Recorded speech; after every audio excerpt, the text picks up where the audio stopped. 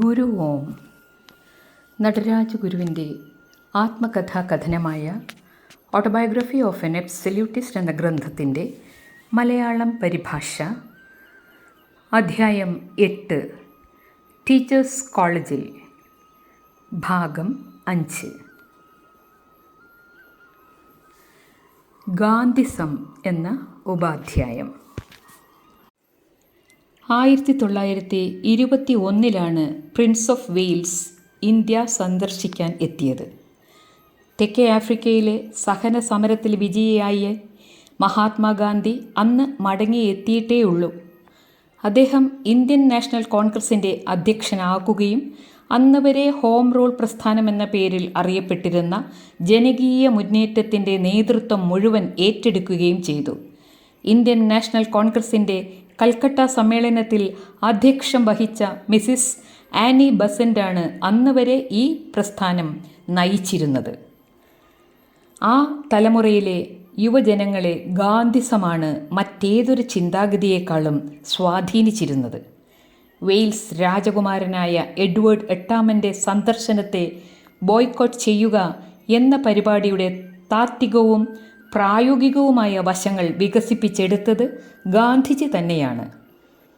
അത് ഭാരതഭൂമിയിൽ മുൻപ് അറിയപ്പെട്ടിരുന്ന ഏർപ്പാടാണോ അല്ലയോ എന്നത് ഇന്നും ഉത്തരം കിട്ടിയിട്ടില്ലാത്ത ചോദ്യമാണ്.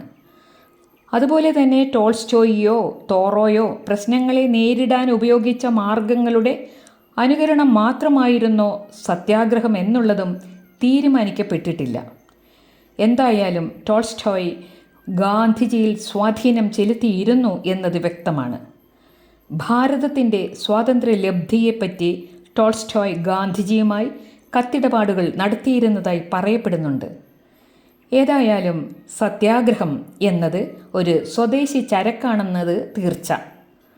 ഗുജറാത്തിലെ ഭക്തരായ വൈഷ്ണവ ജനതയുടെ മതാസക്തിയും ജൈനരുടെ അഹിംസയും വൈരാഗ്യത്തിൻ്റെ ലേശവും എല്ലാം കൂടി സ്വന്തമായ ചില ആശയങ്ങളുടെയും ആദർശങ്ങളുടെയും മൂശയിലിട്ട് ഉരുക്കിച്ചേർത്ത് ഒരു സത്യാന്വേഷണ പരീക്ഷണമാൻ എന്ന നിലയിൽ വികസിപ്പിച്ചെടുത്തതാണ് ഇത്.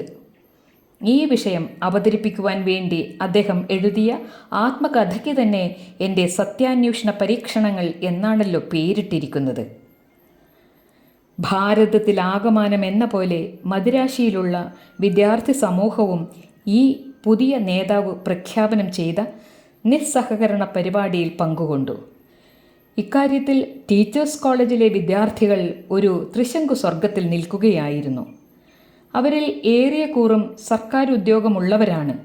എനിക്ക് തന്നെയും സർക്കാരിൽ നിന്ന് പ്രതിവർഷം 200 രൂപയുടെ സഹായധനം കിട്ടുന്നുണ്ടായിരുന്നു. പഠനം കഴിഞ്ഞ് ഞാൻ സർക്കാർ സർവീസിൽ പ്രവേശിക്കുന്നില്ലെങ്കിൽ ആ തുക തിരിച്ചടയ്ക്കേണ്ടതാണ്. അധികം വിദ്യാർത്ഥികൾക്കും വിഭക്തമായ ഭക്തിയാണ് ഉണ്ടായിരുന്നത്. ഒരു വശത്ത് വയറ്റിപ്പിഴപ്പിനെ അടിസ്ഥാനമാക്കിയുള്ള ഭക്തി, അത് സർക്കാരിൻ്റെ ആജ്ഞകൾക്ക് വഴങ്ങിക്കൊടുക്കുക എന്നതാണ്. മറുഭാഗത്ത് ഹൃദയാന്തർഭാഗത്തിൽ അലയടിക്കുന്ന രാജ്യഭക്തി. അതുകൊണ്ട് പലർക്കും ആർജവമില്ലാത്ത രീതി കൈക്കൊള്ളേണ്ടി വന്നു. മേലാഫീസിൽ നിന്ന് വന്ന സർക്കുലർ അനുസരിച്ച് എല്ലാവരും ഗാന്ധി പ്രസ്ഥാനത്തിനെതിരായി നിൽക്കേണ്ടതാണ്. രാജകുമാരൻ്റെ സന്ദർശനവേളയിൽ വഴിനീളെ സ്വീകരണം നൽകാൻ വേണ്ടി പ്രത്യേകം കെട്ടി അലങ്കരിച്ച് മോടി പിടിപ്പിച്ച പന്തലുകളിൽ വിദ്യാർത്ഥികൾ ചേർന്ന് നിന്നുകൊള്ളണമെന്നായിരുന്നു ആജ്ഞ. ഭ്രാന്താശുപത്രികളിലും ജയിലുകളിലും നിന്നും പോലും ആളുകളെ ഇറക്കിക്കൊണ്ടുവന്ന് രാജകീയ അതിഥിയുടെ സ്വീകരണത്തിന് ഒരുക്കിയിരിക്കുന്ന പന്തലുകളിലെ ഒഴിഞ്ഞ ബഞ്ചുകൾ നിറയ്ക്കാൻ ബന്ധപ്പെട്ട ഡിപ്പാർട്ട്മെൻറ്റുകൾ വഴിക്ക് യത്നം ചെയ്യേണ്ടി വന്നത്രേ. ഇങ്ങനെ അടിച്ചേൽപ്പിക്കപ്പെട്ട ഒരു നടപടിയിൽ നിന്ന് രക്ഷപ്പെടാൻ വേണ്ടി വിദ്യാർത്ഥികളിൽ അധികം പേരും രോഗകാരണം പറഞ്ഞ് അവധിയെടുത്തു. മറ്റുള്ളവർ മറ്റ് ചില കാരണങ്ങൾ പറഞ്ഞു.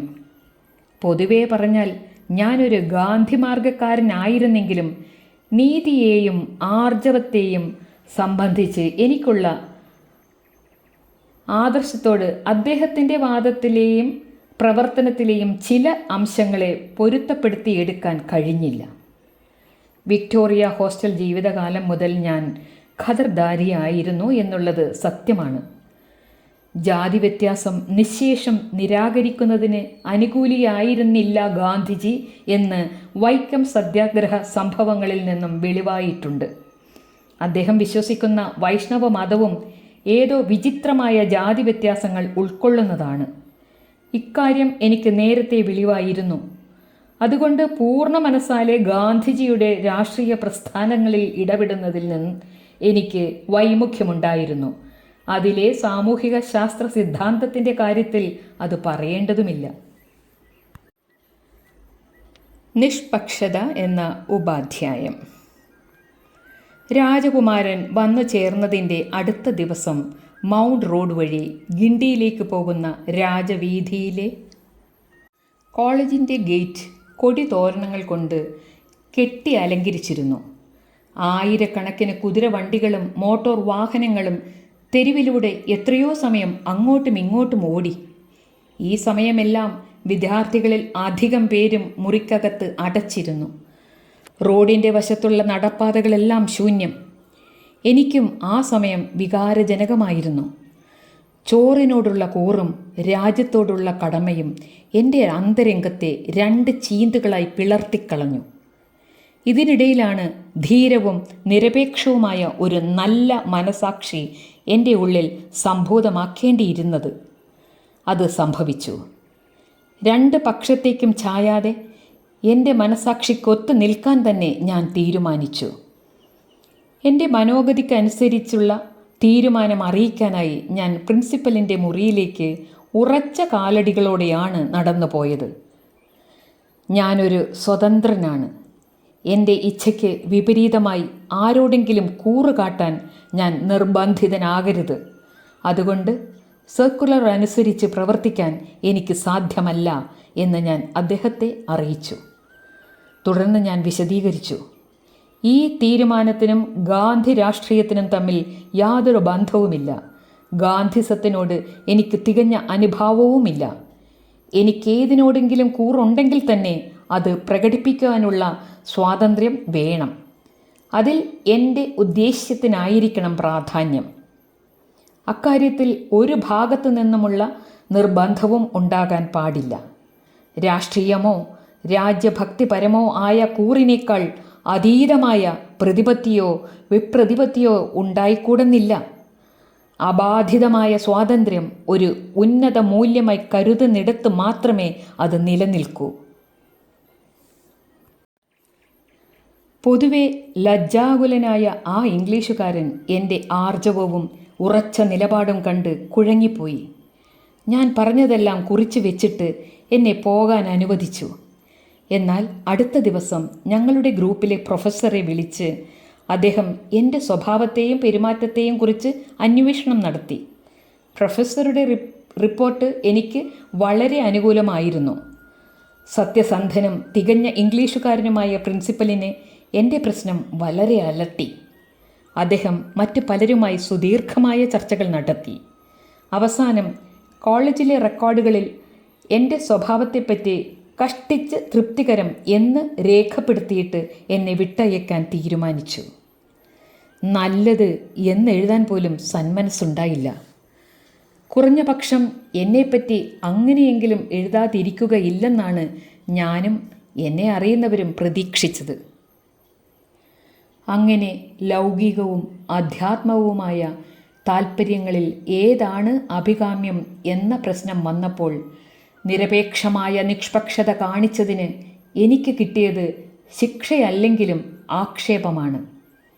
എനിക്ക് മനസ്സിലാക്കാൻ കഴിഞ്ഞ തരത്തിൽ ഞാൻ അനുഷ്ഠിച്ച ഒരു സത്യാഗ്രഹമായിരുന്നു ഇത്. ഈ അധ്യായം പൂർണ്ണമാകുന്നു. ഗുരു ഓം തത്സത്.